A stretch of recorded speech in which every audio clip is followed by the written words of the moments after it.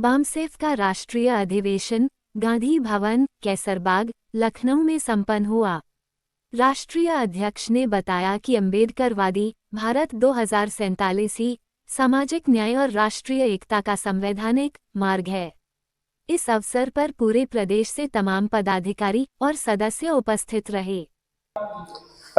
सबसे पहले तो भारत को और भारत के लोगों को संविधान के उपलक्ष्य में हार्दिक बधाई और उनको संविधान के प्रति आचरण करने के प्रति भी शुभेच्छा।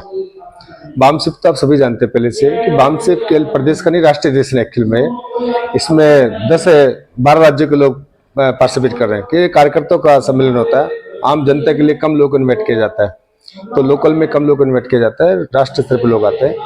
बामसेफ डिमांड नहीं करता है, ये क्लियर कर देता हूं आपको।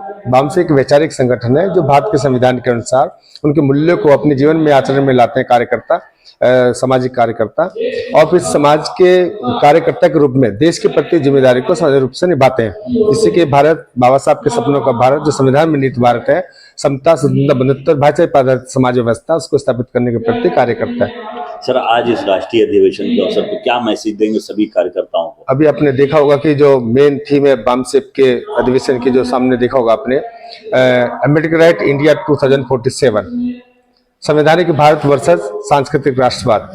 संविधान सर्वोपरि है, सामाजिक न्याय उसकी मूल आत्मा है। इन बिंदु से आप समझ जाएंगे कि इसका उद्देश्य क्या है। हम 2047 की संकल्पना का क्यों मैसेज दे रहे हैं कंट्री को, क्योंकि भारत एक विकसित राष्ट्र की ओर एक अग्रसर कदम तो बढ़ा रहा है, आर्थिक क्षेत्रों में उन्नति भी कर रहा है, लेकिन सामाजिक क्षेत्र में पिछड़ता जा रहा है। और साथ में जो आपके प्राकृतिक संसाधन है उनको भी पूर्ण रूप से क्या डिस्ट्रॉय किया जा रहा है।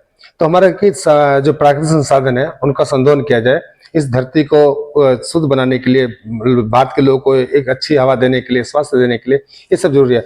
विकास तो करो, एक डेवलपमेंट का दायरा समाज के हर व्यक्ति को आधार मान के होना चाहिए, जो समता, स्वतंत्रता और बंधुत्व और आर्थिक स्वतंत्रता पर आधारित होना चाहिए। तो केवल एक पूंजीपति वर्ग को बढ़ावा देने से हम सामाजिक लोकतंत्र को स्थापित नहीं कर सकते। तो हमारा मूल उद्देश्य है सामाजिक लोकतंत्र को स्थापित करना, जो बाबा साहब का सपना इस भारत के लिए, अर्थात भारत का प्रत्येक नागरिक, उसे किसी भी मजहब को, धर्म को मानने वाला हो, जाति को महत्व देते ना, जाति होती है, लेकिन उसके जो संपूर्ण अधिकार संविधान में आर्टिकल 14, 15 टू ऑनवर्ड जो दिए हैं, वो उनको उसको मिलना चाहिए और उसके अनुसार उसको पूरे आधार पे विकसित करने का रास्ता मिलना चाहिए।